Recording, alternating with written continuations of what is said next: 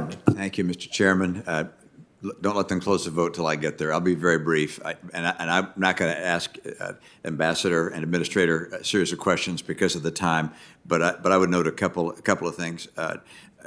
First of all, appreciate very deeply the work that you do. I recognize, as Senator Paul did, the damage that debt does to our nation. I'm concerned about a 15% increase in your budget and think that's a mistake for us to be adding budgets at this time. At the same time, I believe that your organization has a humanitarian purpose, but also a national purpose. And American national interest is being fostered by USAID, or we wouldn't be devoting the level of resources we are to the effort. I would be interested in your perspective on our national interest in the way we apply our resources, and perhaps a report of how successful we are in pursuing our national interest in providing that humanitarian relief. That would be a topic number one.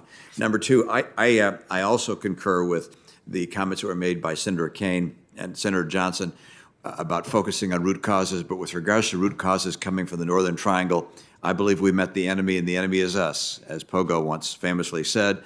The problem is here. Our ability to change gang violence, corruption, and so forth in other countries is obviously very modest. If we're going to try and change things, it has to be changed here. And finally, let me just note this. I'm very concerned about the USAID employees in Afghanistan and the risk they may be under, and would like to hear in a report to this committee the level of threat to our Afghan citizens who worked with USAID and whether we're getting them out, can get them out, and whether they are able to qualify for the special immigrant visa. With that, I'm going to leave and go vote. So please go ahead and respond. You've got 3 minutes, and I'll be back, and we'll hear your comment. Thank you. Thank you, Senator. I mean, your first question is profound, and even if you've given me lots of time, I don't think 3 minutes would do justice to why it's in our national interest to support this kind of work. I offered one response in my exchange with Senator Paul around the pandemic and pandemic preparedness, where our national security, our individual security, our collective security is so linearly tied with other countries' ability to get viruses under control, because it is the paradigmatic example of a threat that crosses borders and doesn't respect border controls or passports, problems without passports, as they call them. It is in our collective interest to see countries curb their emissions, given the harrowing rate of warming and the extreme weather events that are going along with that warming, weather events that, again, are problems without passports, that don't respect national borders, and that are wreaking great havoc on American farmers, with American wildfires, with flooding, with 118-degree heat in Portland, Oregon, you name it, which itself has, really pernicious health effects all around the world, but also here in this country.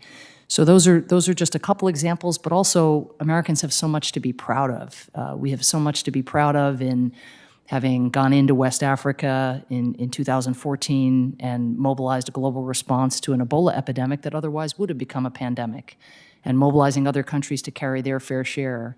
Same in the Democratic Republic of Congo in dealing with the recent Ebola crisis there. If the United States hadn't done that, Lord knows where Ebola would now be within Congo and well beyond. PEPFAR, George W. Bush's tremendous creation, 17 million people alive today, lives saved because of the generosity of the taxpayer, but also giving the world an ability to get HIV/AIDS under control. Relatively speaking, we still have objectives that haven't been met in that regard. But again, both in our interest in terms of the health and welfare of the American people, and so consistent with our values and what Senator Kaine was talking about in terms of people's gratitude and sense of partnership with the United States. Because unlike our competitors, we are not extractive in the way that we provide development assistance. We are not transactional. We are not asking for something in return. We are not asking to make a buck on COVID vaccines when people are in their hour of greatest need. And that is the spirit in which development assistance is provided, that spirit of partnership. And as it happens, it then translates into more influence in the world and an ability to advance our interests in other ways, an ability to mobilize coalitions around things that are more narrowly in our short-term self-interest.